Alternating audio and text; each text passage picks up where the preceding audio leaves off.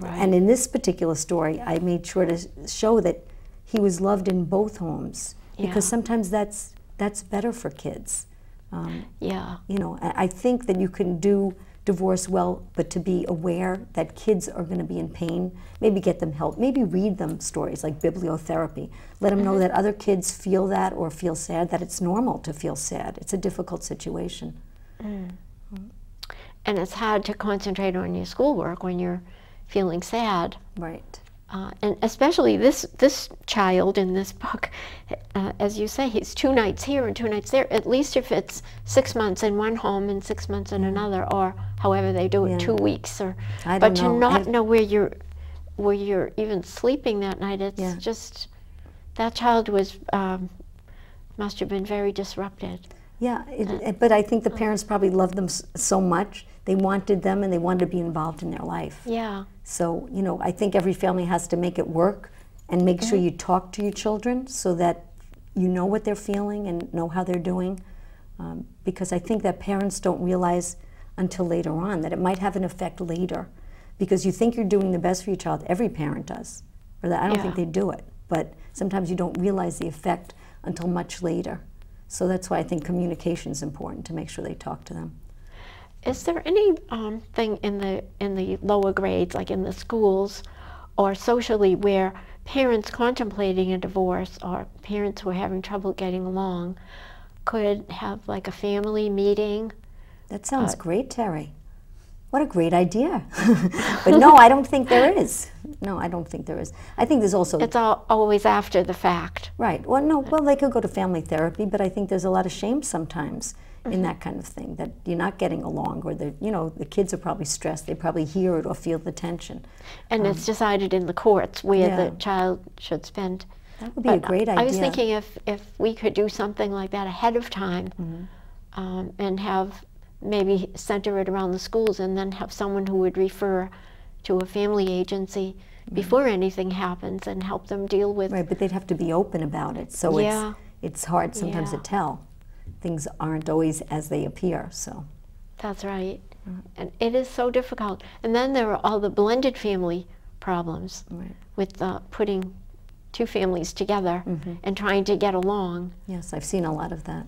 That must... The crowding, or the children are still upset because it's still not, they're not necessarily with their mom and dad. And I think all kids want that. You know, as an adult, I still want that. I would find that confusing if my parents lived in 2 different places. Yeah, so. Or to have a mother or father alive and well and around, but you are living with a different mother or father. Right, it's hard. And you don't have the same feelings for them. And then there's the favoritism problem. Right.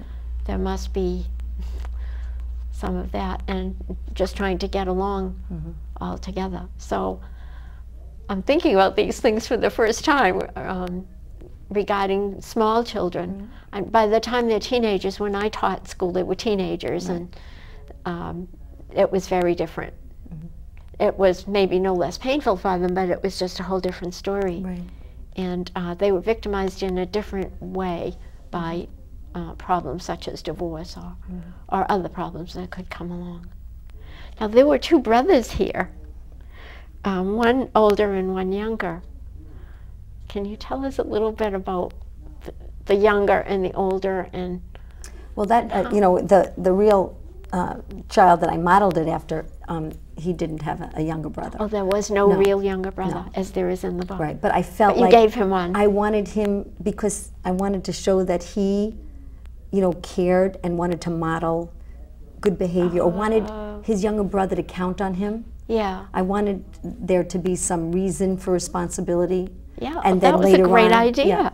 It was a great idea to put a little brother there, because you can really measure the effect, and then he can talk to the little brother about what's what. Yeah, it's nice that he has somebody else to share the schedule with. Yeah, and the little one doesn't quite understand as much as the... Well, I think like what I said in there is how much homework does a first grader get anyway? But first graders do get some homework, and not only that, I think a kid who's disorganized, even in first grade, they forget notices, or you need to be organized all along. So it's nice if whatever the situation is, that parents can help them become organized, or an older brother.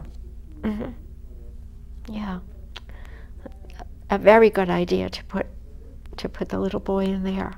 Thank you. Now, speaking of being organized, so this boy would have to have his clothing in 2 different homes, his toys in 2 different homes. Yeah, I couldn't do it, could you?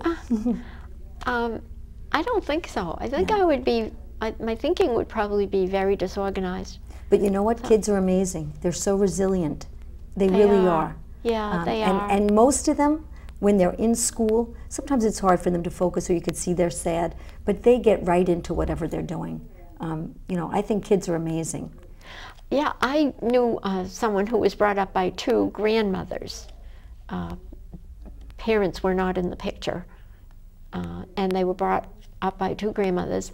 And I was always amazed at how well brought up they were. They had lovely manners. They seemed very, very happy. Mm-hmm. And it got me thinking, it doesn't matter who brings you up as long as you're brought up with love Right. and responsibility. Right. And that's happening in our world now. Yes. Gay couples or Right. All kinds extended of families, friends bringing up children. Mm-hmm. And if there's love there, that's the main ingredient, because in many marriages, I guess, there is not that love. Right. And it's terrible for the children. Right. So I guess love is the answer, right? Right. What can teachers do? Say, for example, I were teaching 4th grade, such as you are, or even younger kids.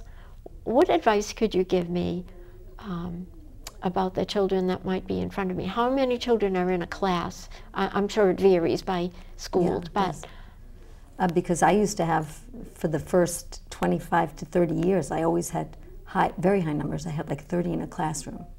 But times have changed, and the way we have to teach has changed. We need lower numbers. This year I'm back up to 24, but for the last 5 years I've had like 20 and under, which has been wonderful. But it's because the way we have to teach now, it's like a lot of manipulatives, a lot of different things. You need lower numbers, and there's such a variation in ability.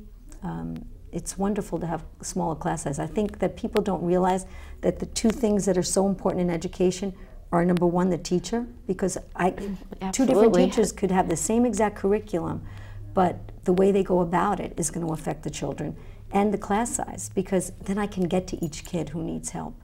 It makes all the difference in the world. Do you work with, do you put them in groups, or is it one-on-one? Everything is different. Every subject is different, you know. I like to shake it up so that it's interesting and not boring, and move around and do group work and some lessons and some partner work and some independent work.